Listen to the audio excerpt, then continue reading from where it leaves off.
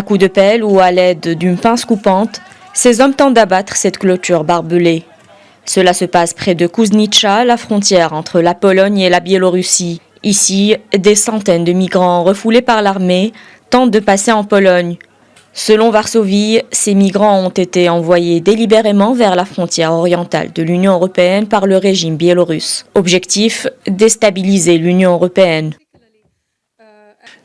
Bien sûr, c'est la poursuite d'une tentative désespérée du régime de Loukachenko d'utiliser des gens comme des boucs émissaires pour déstabiliser l'UE et bien évidemment les valeurs que nous défendons.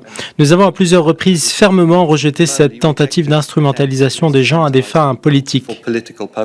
De son côté, la Biélorussie dément utiliser l'arme migratoire contre l'Union européenne, alors que la Pologne s'inquiète d'un afflux migratoire massif depuis la Biélorussie et craint un incident majeur à sa frontière. La situation continue de se détériorer en Pologne depuis août dernier. Résultat, une clôture en barbelé installée, des milliers de soldats déployés et un état d'urgence local décrété. Une crise migratoire aux conséquences dramatiques. Elle aurait coûté la vie à au moins 10 migrants selon la presse polonaise. Nous vivons une situation calamiteuse. Tout le monde ici est sur le point de mourir de froid et de faim. Cette crise pousse la communauté internationale à réagir.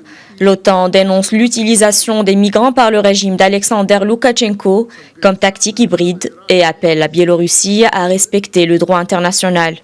Quant à l'Allemagne, elle a appelé ce mardi l'Union européenne à faire front commun pour parer à cette situation.